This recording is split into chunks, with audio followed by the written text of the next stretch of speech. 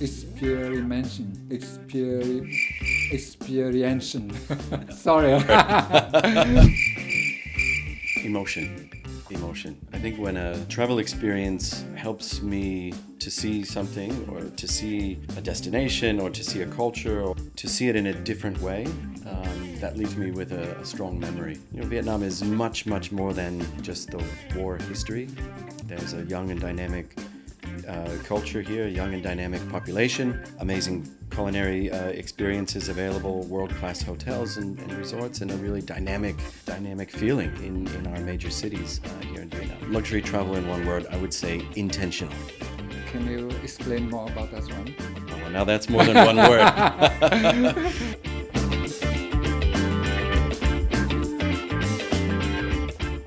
Welcome to the Hotelier Vietnam podcast. Hotelier Vietnam is proud to partner with Travel Line magazine Hotlist 2025, celebrating people and brands shaping Vietnam tourists. Today, guest Europe ranking general manager Vietnam at Abercrombie and Kent and Travel Line Hotlist honoree. This one. In this episode, we'll talk about how luxury travel moving beyond five-star comfort to more meaningful journeys. But welcome to our show. Thanks very much, Ken. It's good to be here, and I look forward to our conversation today. As a Travel Line Hotlist honoree, what do you think about the Insider Forum in Ho Chi Minh City? Well, I've been happy to be involved with the Hot List and the Insiders Forum for a couple of years now. And I think it's a great opportunity to bring people together in the industry, to take a snapshot of what's happening in the industry. What are the key trends? What's the pipeline look like? What's the timeline look like in the coming years? So it's been really valuable, and I appreciate what others have brought to the organization, and I'm happy to be a part of it. Do you want to see it continue in the future, and why? Well, I think any opportunity that we have to bring people together in our industry, in the tourism, travel, and hospitality industry, is great. Full stop. So bring people together, sharing ideas. It will help our industry here in Vietnam. It will help our destination to become more attractive and to bring more visitors from around the world. How did you first get into luxury travel, and what made you keep too passionate about this industry? Well, it's a long story. Vietnam, just a little bit of background. Vietnam's my second home now. I've been here for 21 years, and I came to travel. It's really my second career. My background and my primary education in university was in graphic design, in communications, and I was more or less at the intersection of design and technology. Nothing just related to tourists, to travel, to luxury travel. Not really, not related to luxury travel at all. I was a participating contributor in the dot-com era. Right, back in the late 90s and early 2000s. I was a web designer and graphic designer and developer, and I was living in New York City at the time. I'm from the US. I had my first career in New York, and after about 10 years, nearly 10 years in that career, I decided to take a break. I see. And I took a gap year, and I came to Asia, and I went all around Southeast Asia, Northeast Asia, Central Asia. I spent time in the Himalayas, and through that experience, I really came to know myself a bit better and realized that I had a passion for this part of the world. So through some connections I made during that trip, I started to work in travel and tourism. Yeah. And my first step into this wonderful industry was as a tour leader. And together with my passion for Asia and working in the industry as a tour leader, I could see how the industry could work and really could introduce visitors to this really interesting and amazing part of the world. I see. to know why now I understand that we are now in the office, ANK.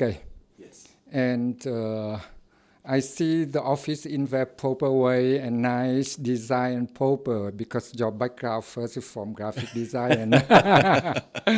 It could be. Yeah. It's a good skill to have, you know, Yeah. it's a good skill to have. After many years in Asia, how had the meaning of luxury travel changed in your view? Well, I think when I started in tourism, luxury travel was really about the hardware. You know, it's about five-star hotels and nice vehicles and those kind of. Today we think of them as almost like commodity items: business class flights, first class flights, five-star hotels, luxury restaurants. That was luxury travel 20, 30 years ago. Today, it's more about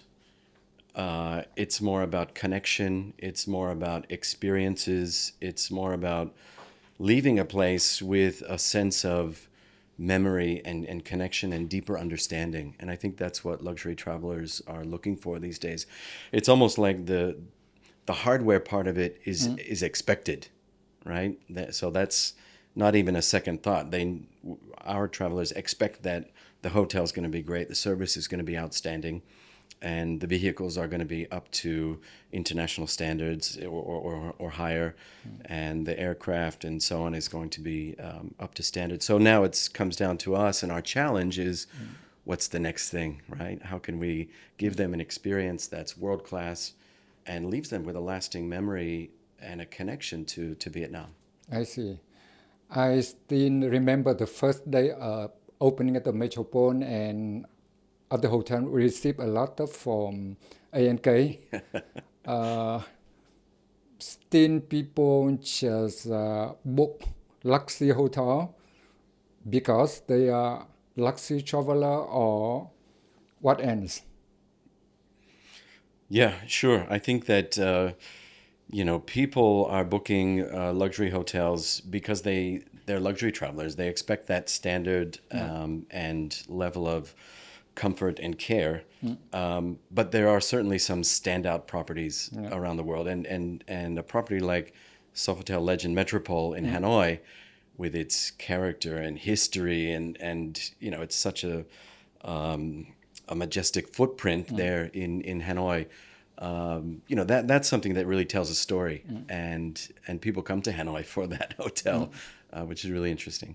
Why do you think some destination leave a strong emotional memory while others don't?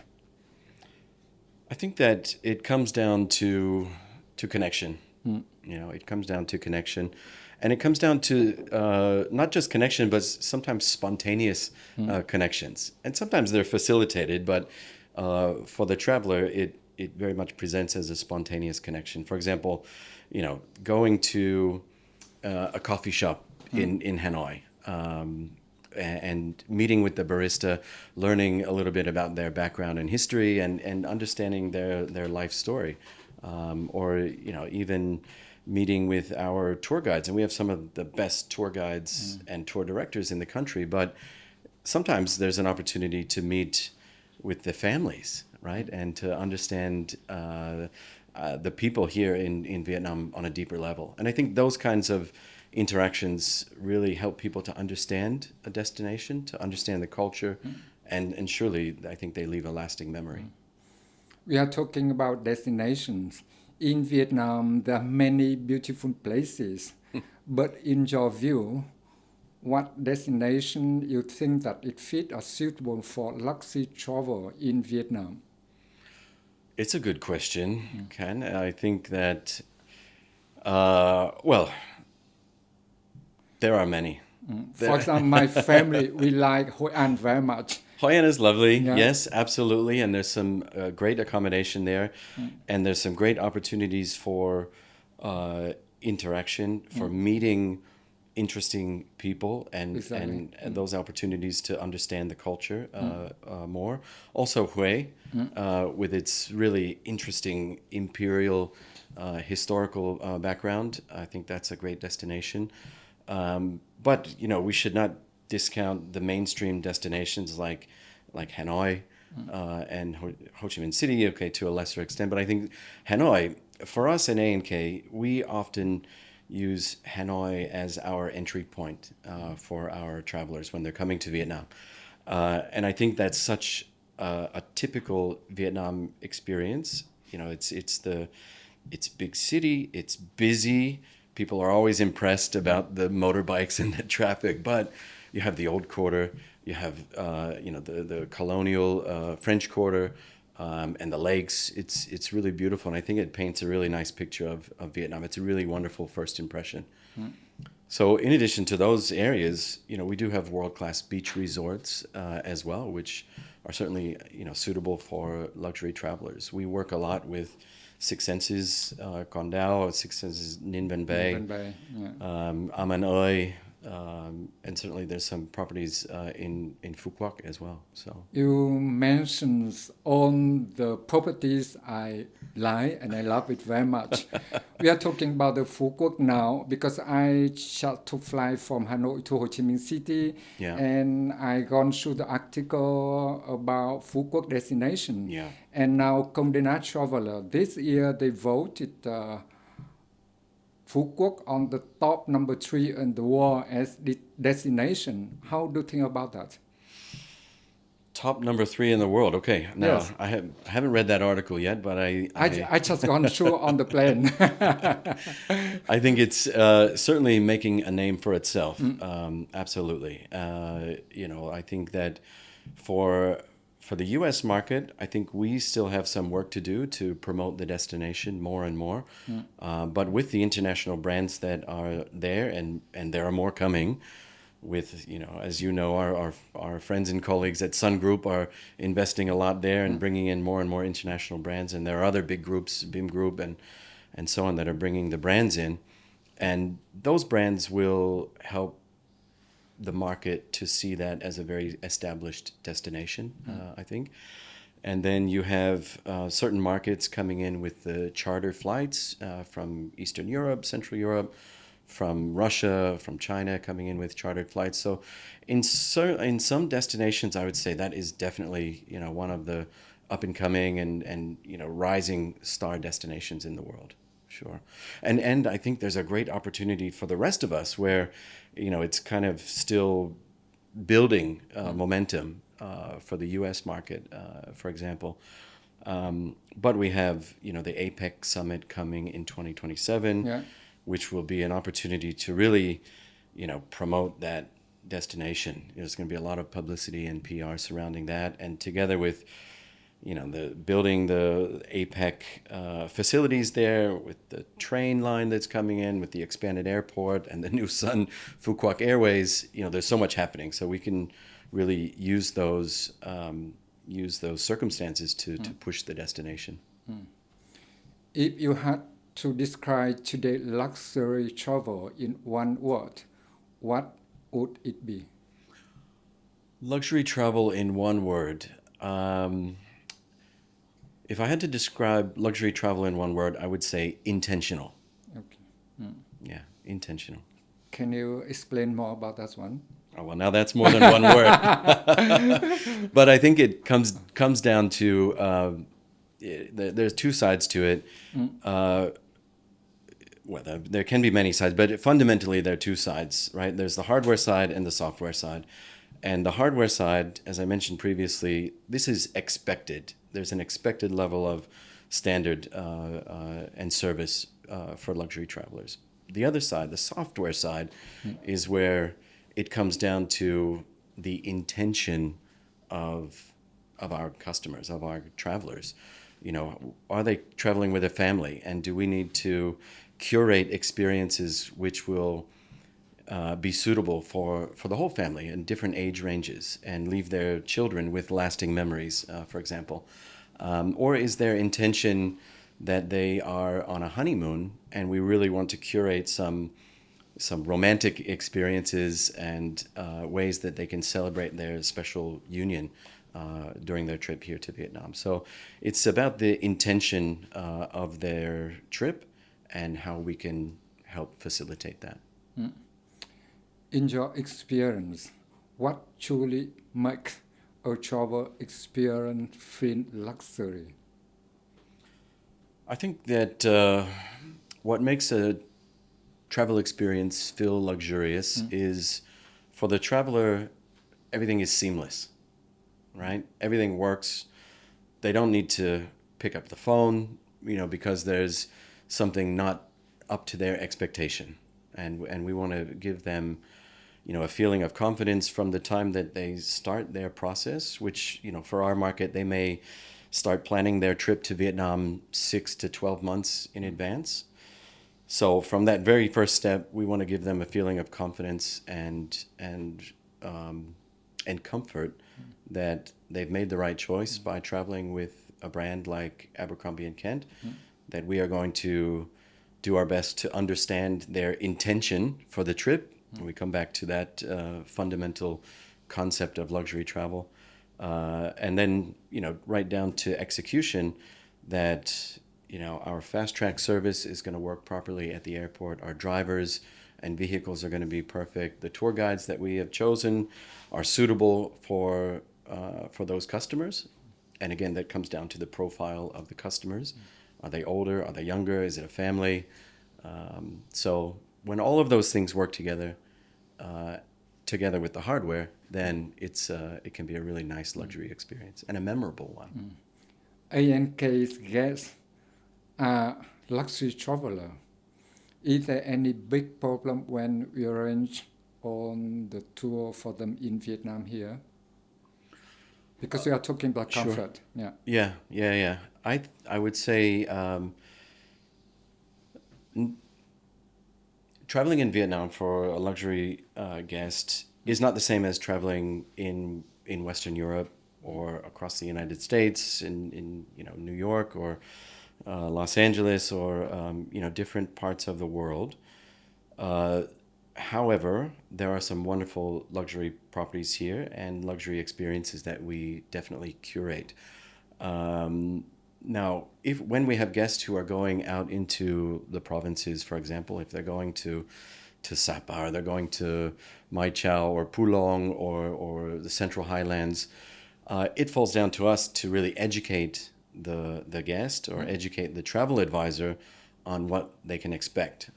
And if we've done our job well in educating the customer and in setting expectations, then there's no issue. But if there's ever a case where there's a breakdown in communication and the guest is expecting Sofitel Metropole standard when they're traveling in Pulong Reserve, it's not going to happen. But as long as we can continue to set those expectations, then it's fine. Yeah, we've had loads of, in our segment, and our company well, that we often have celebrities and we have top CEOs and Wall Streets and this kind of profile traveling with us, and not always in the cities. They're traveling to remote areas as well.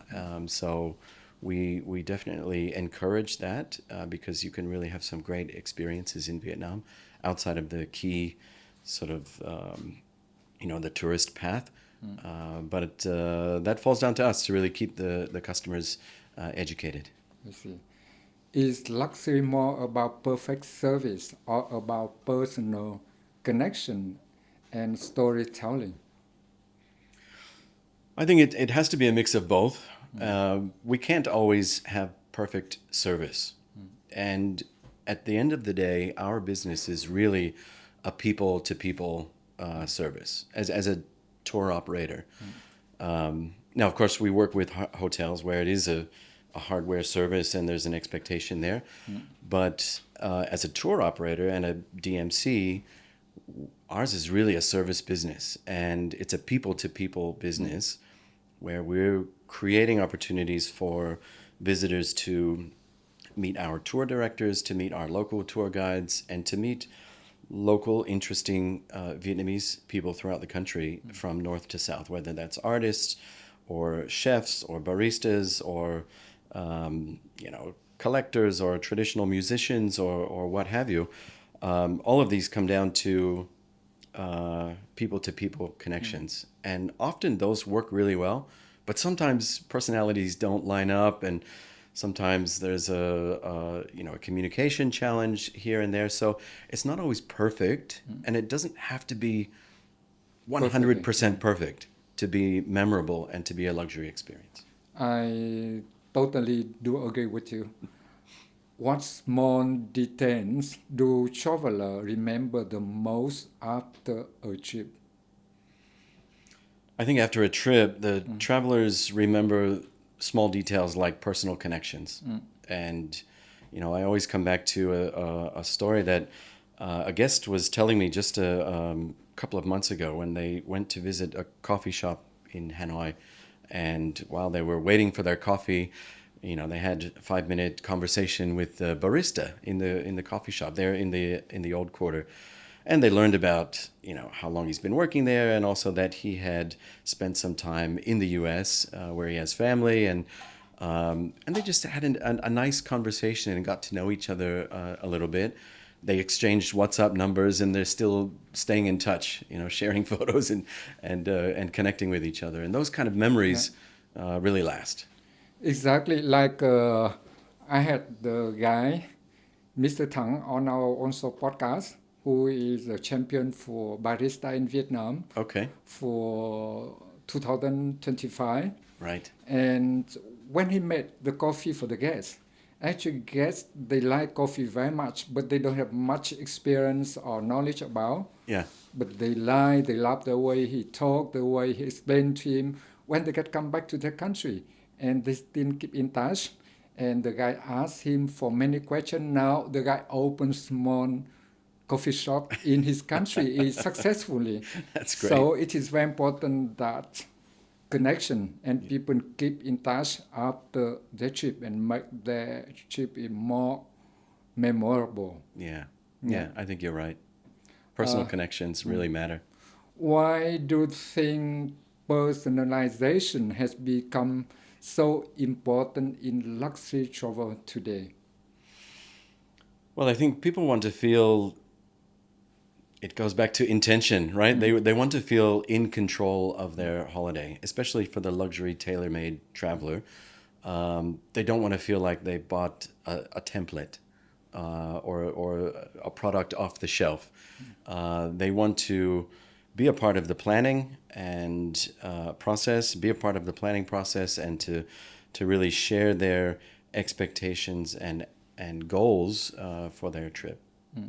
Simple, like maybe you like coffee and I like the tea. Yeah. So they should know exactly what guests like and dislike, and should be more personalization for the service. It's Yes. true, yeah. And as a travel planner, it's the simple things like, do you want to keep your evenings free throughout the trip and you can go out and explore restaurants on your own? Or would you like us to curate your dining experiences in the evening as well? Would you like maybe one evening is Michelin 1-star at ZA restaurant in Hanoi, and the next day maybe we're working with our chef to do a food tour, street food tour in the old quarter, something like that. So we can really curate that, or we can leave it free for guests to explore on their own. It depends also on personal preference. Like I had a guest coming from Australia. Yeah. I took him to luxury or Michelin or 5-star restaurant. But when I took him to try the food on the street in Hanoi, he preferred the food on the street. And then the Beer Hoi corner. Yeah, exactly. Can you share an example of a simple experience that left lasting impression on the guest? Simple experiences are sometimes they do leave the longest memory. And sometimes we can facilitate experiences, but we can't script it, right? It's not scripted and written that this is going to happen, A, B, C, and D. But we get a lot of wonderful feedback about the opportunities that we create for our guests to spend time with local people. And, we have an opportunity in Hanoi to meet with a chef, not in the restaurant, but we have a chef who will invite our guests to her home for a home-cooked meal. And that's an opportunity not just to have a really wonderful Vietnamese meal, but to spend some time in a local Vietnamese person's home, which is a great learning experience as well. You know, our tourists can learn different aspects of the culture by seeing what's in the home, such as the family ancestral altar and things like that. So those are the lasting memory experiences. It's true. Do you know that I have just sometime before in the past I had to go to other country with all the local authority senior people. Okay. And one time I went to Paris, to Barcelona, to Madrid, and to Geneva. And I took the guy from Quảng Ninh, our senior people, to came to my friend's house have dinner. And he was so impressed. He said, "The Khang, I have been traveling many places in the world, but this trip it made me the most memorable one, because he never tried experience mean at local people home." Yeah. So exactly, this is make the people remember about the trip. Now we are talking about the destination and about Vietnam. What makes Vietnam special for luxury traveler compared to other destinations in Asia? It's a good question, and it's always our challenge as a tour operator and as a promoter in Vietnam. There's a lot of strong contenders in Asia and in Southeast Asia, but I think Vietnam and we think Abercrombie and Kent globally, we think that Vietnam has a lot to offer in a small package. In a small country, we've got history, thousands of years of history. We've got many different kinds of geography, from mountains to jungle to wonderful beaches and even diving opportunities. We've got really interesting culture. We've got world famous cuisine, which I think maybe I should put that at the beginning of the list, because certainly Vietnamese cuisine is really well known around the world. So in terms of those areas, which are really flagship kind of characteristics that make a tourism destination worthwhile for luxury travelers, on the back of that we have all of the luxury accommodation brands here, and more coming, which help luxury travelers and especially travel advisors feel confident that Vietnam is an established destination for luxury travelers, and their guests are going to be taken care of well. So you have the 3 points there. You have the experiences and the characteristics of the destination. You have the hardware, which is luxury hotels, and the brands, which give legitimacy and confidence in the destination. And then you have connection with the airlines, right? It's easy to get here from our key source markets, and that connectivity is growing more and more. How do international travelers usually perceive Vietnam before arrive to Vietnam and after a trip? Yeah. How does that change after the trip? Sure. So Abercrombie and Kent, our key source market is the U.S. It's around 70% of our business here into Southeast Asia.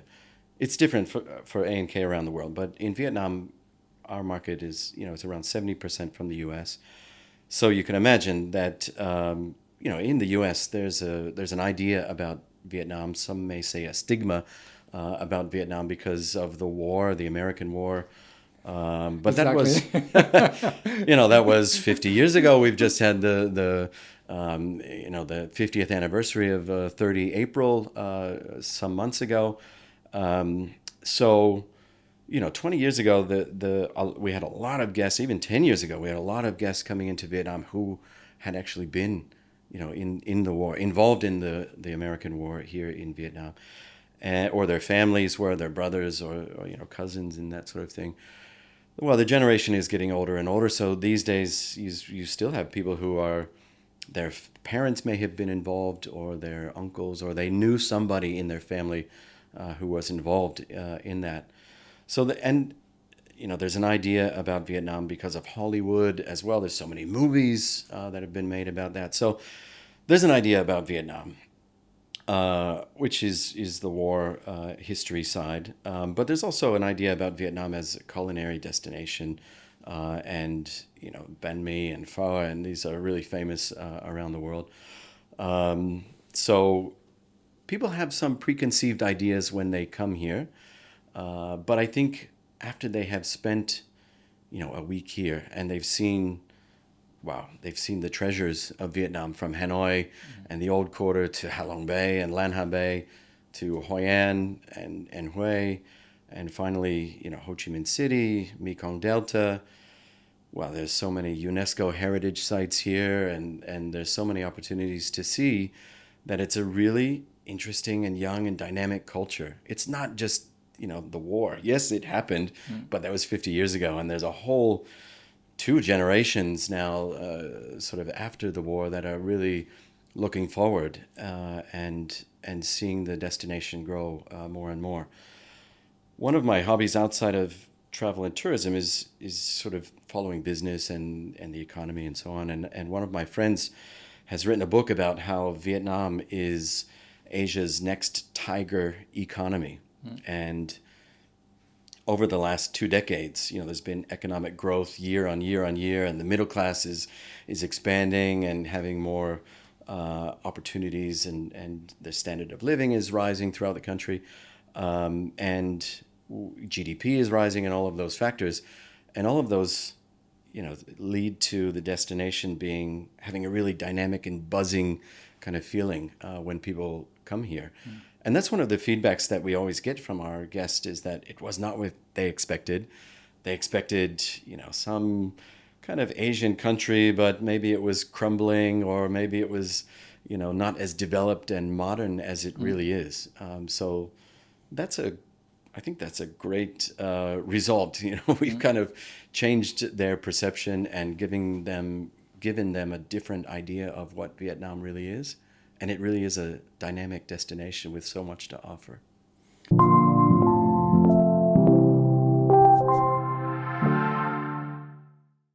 Do you know that when my daughter was in the USA talking about Vietnam, and still a lot of people, as you mentioned before, thought Vietnam is a war. Yeah. And it made them so surprised. But we just mentioned about Vietnam economy just improved, and I can say that now we are better fed, we are better house, thing going in the good way. So I think with those favorable conditions, it makes a better choice for luxury traveler, especially for the guests from ANK. Correct? I think so. I think you're right. Which type of experiences in Vietnam resonate most with high-end traveler today, like ANK traveler? I think the experiences which resonate most are those which are really coming down to interacting with the culture, but doing it in a sensible way. Our customers are very sensitive about having some experience which is too touristy, or too touristic, too manufactured, or too or that's not authentic. The guests really, they really crave those opportunities to connect with the culture and to learn. And again, it comes down to people that we can meet and interact with. We in our company, we have a term that we use, which is insider access. And really, insider access comes down to people. Who can we meet? And often it's who can we meet in their home to meet our guest, and what can they learn, and what can we talk about. And we do that try to do that in a sensitive way, both ways, right? So it's that our guests feel that, and they have an experience that's not too scripted and not too manufactured, but also for our insiders that we meet, that it's not just we're bringing another group of tourists in and they have to do a song and dance and put on a show. It's, they're curious and interested to meet our guests as well. So I think that's what they're looking for. You just mentioned about authenticity. So I have another question for you. How important is authenticity when designing luxury travel experiences? I think it's near the top. It's very, very important to think about authenticity when designing luxury travel experiences. Yeah, and that is one of our fundamental brand promises throughout the company, that we really try to offer authentic experiences to showcase the destinations that we work in. I see. What role do local culture and people play in creating meaningful journeys? Well, if it's a good question, and what role? It's a very important role. Local people and local culture play the most important role in making these journeys successful and authentic. If we are if we have a group coming here, or have independent travelers coming here, and they have no opportunity to interact with the local culture or to learn something, I think that's not going to be a very successful trip. And that's really not our kind of travel anyway. Some markets and some companies do very well in that kind of tourism, where it's package holiday, 10-night stay at a fully inclusive resort, and that you may have one opportunity to do a cultural tour outside, or go play golfing, or this or that. It's not really our cup of tea. We're really more about showcasing the destination and leaving our guests with lasting memories. Yeah. Some people told me that without interacting with local people, so they consider the trip is not completed yet. Yeah. Yeah. So connection with local people and culture is very, very important. I agree. Storytelling, how we are talking about, how important is storytelling in shaping a traveler decision before a trip? Well, our business development team are working around the clock to tell the story of Vietnam. And as we touched on, previously, there are some preconceived notions about Vietnam in the U.S. market, and it's up to our teams to really educate travel advisors and to do our best to educate the market that, Vietnam is much, much more than just the war history. There's a young and dynamic culture here, a young and dynamic population, amazing culinary experiences available, world-class hotels and resorts, and a really dynamic feeling in our major cities here in Vietnam. So when we can tell that story before the trip, I think it encourages people to be excited and more interesting and looking forward to their trip and what they're going to experience. And we love it when guests are, when it's getting closer and closer to the travel date, when guests contact us again and say, hey, can you send me the list of restaurants that you recommend? Or, hey, I was reading a magazine article and I heard about this artisan clothing shop or high fashion clothing shop, or this coffee shop I want to try because I read an article here. We love that, all right? It's people are eager to learn the story in a deeper way. And we love that. If it is not secret, your guess what or which luxury restaurant in Vietnam they prefer to experience, or they prefer A&K book for them? I think it's tough to pick one, Ken. It's tough to pick one because we also have different characteristics of guests, and sometimes, as you mentioned previously, some guests really like the Michelin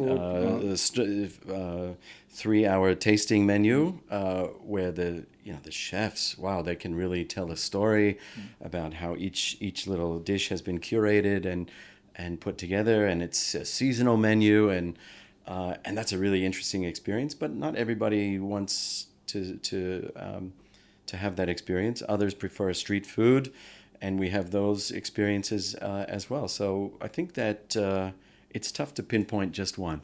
I see. From your perspective, how can travel contents and platform like Travel Life inspire traveler more meaningfully? Well, I think that we can publications and content providers like Travelive here can can help Our educate mutual friend, huh? our mutual friend indeed.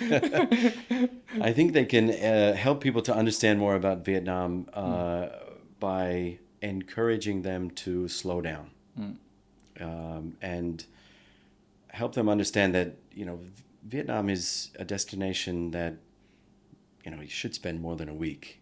It's a 2-week destination if you can do it right, or even longer.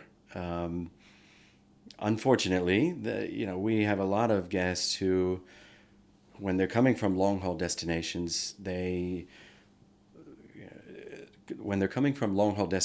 to Southeast Asia, they want to kind of see a lot of destinations during that one trip, right? So you have them wanting to do Vietnam, Cambodia, Laos, Thailand in one trip.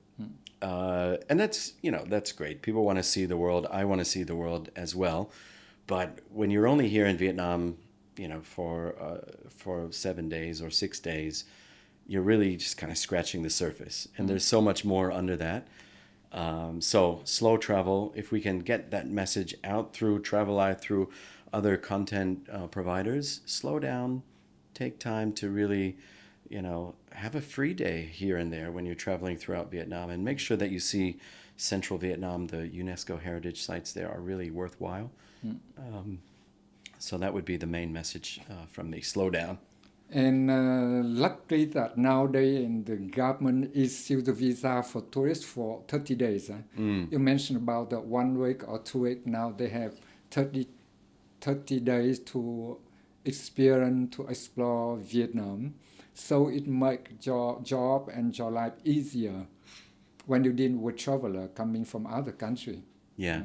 Yeah, it's true. There's been a lot of improvements in the immigration policies in the recent years, and we are certainly encouraged by that. And we hope there will be more and more in the coming time, especially visa exemption from the U.S. market or Australian market would be amazing. But every positive step is great. Is a great move, and we're encouraged by that. We do hope. We do hope. Do today travel look for inspiration more from stories and experiences than from television advertising? Do you think so? I think so. Yeah, I think there are different pieces to our travel business, right, and different pieces to our travel itinerary and the guest's experience. Some parts of that journey, I think, are influenced by traditional advertising. The commodity parts of their journey, maybe the airline that they choose to fly from the United States to Vietnam, or sometimes the hotels, although not always. Sometimes they're choosing hotels because of personality and history and the story as well. But sometimes they're choosing hotels because they're a business person and they have Marriott Bonvoy points, or they're Accor members, or this or that. But I think that storytelling, it comes down to how they, what kind of experiences they're looking for once they're here. After you get past the flight and the hardware side of things, when you get talking about the experiences, it really comes down to storytelling. I see. How can destination tell the story in a way that feels genuine and not promotional? I think that we can tell the story in a way that feels genuine by letting locals tell the story. And we don't need to have a professional spokesperson to or a celebrity to go out and tell the story. Although that there's a space for that can raise awareness and so on, and PR is important. But having locals to step up and play a part in telling the story of Vietnam and why it's so interesting and attractive, I think that helps us to stay more grounded and authentic. What makes a travel story truly memorable to you?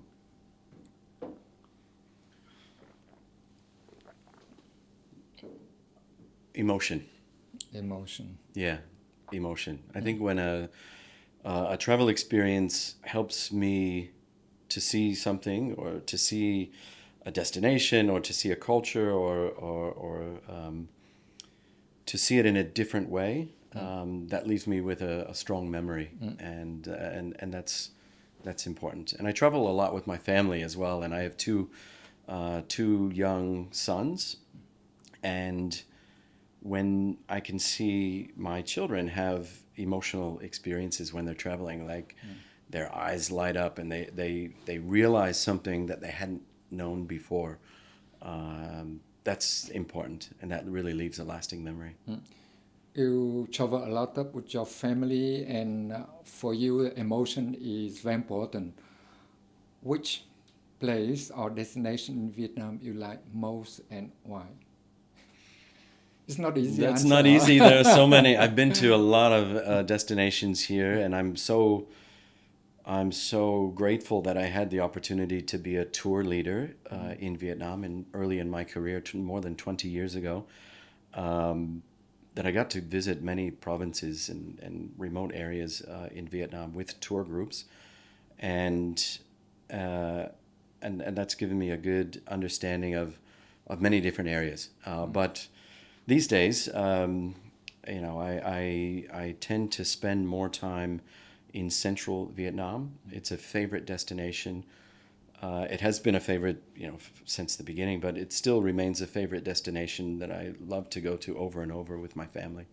To relax on the beach or To relax, yeah, no, to do the whole thing, to relax on the beach, to enjoy Hoi An, and even though it's become much more popular over the recent years, over the last 10 years especially, it's still a charming and really picturesque place. You can't get past the history there, even though certain times of the day, yes, it's a bit crowded, but we go during the times that it's not super crowded. But yeah, you've got great restaurants there. You've got wonderful properties there. You've got the beach. You've got countryside nearby where you can do cycling and outdoor activities. You've got Da Nang, which is a really up-and-coming city by itself, right outside of the UNESCO sites, north, south, and to the southwest. Da Nang's pretty interesting these days as well, along the riverside and the beach. We go back again and again to central Vietnam. I completely share your view. My family also like to go to Da Nang and especially to Hoi An. Yeah. Because exactly where you still can enjoy the food, you can enjoy the beach, you still can also enjoy the culture and interact with the people. Yeah. Each time we come, we still feel very excited. Yeah.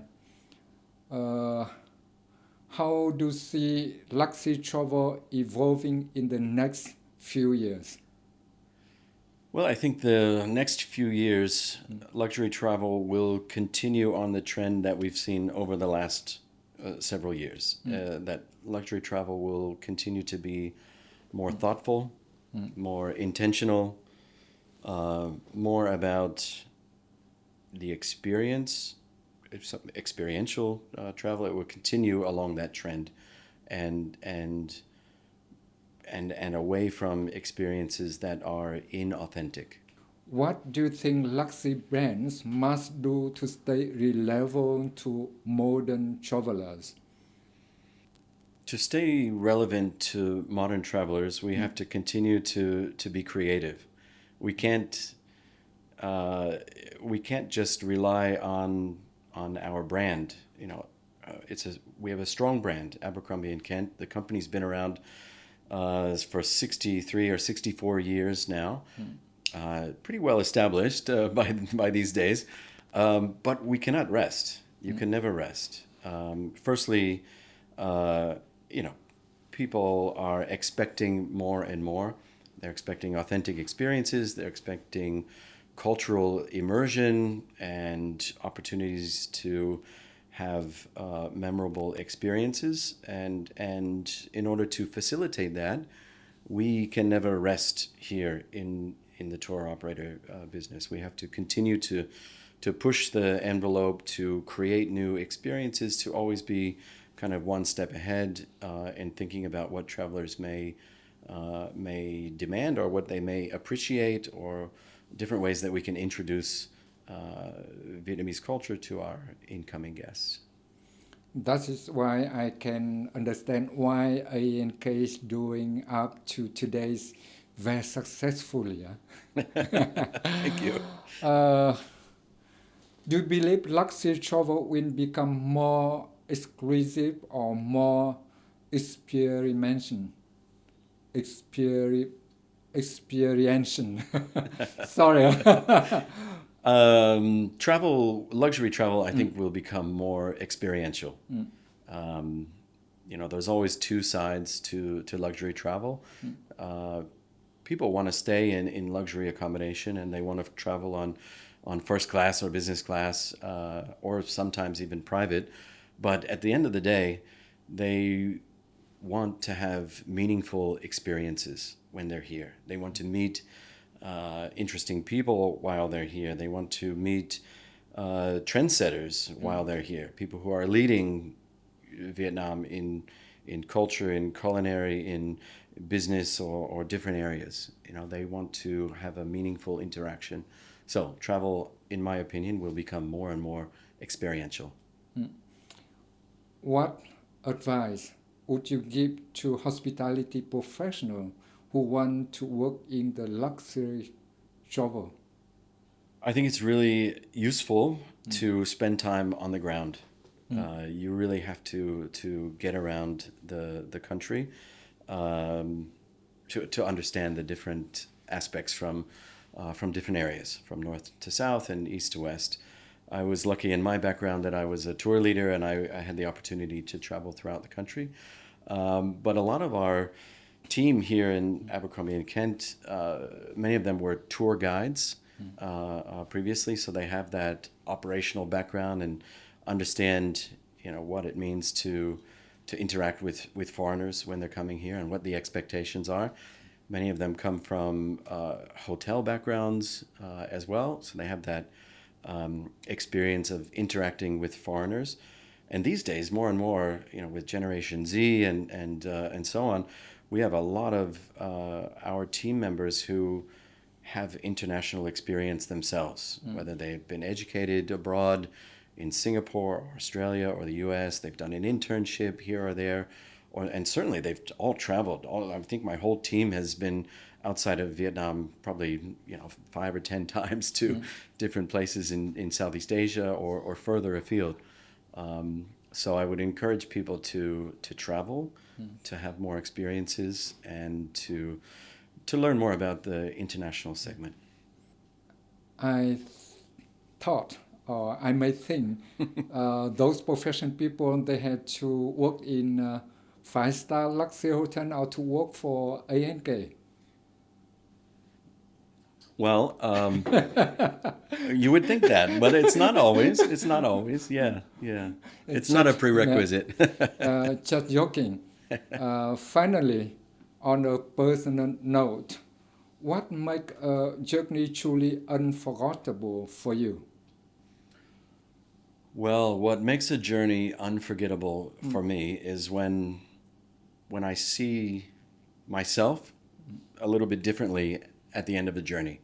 When I've learned something new about the place I visited or the culture that I've visited, that's when it's truly unforgettable.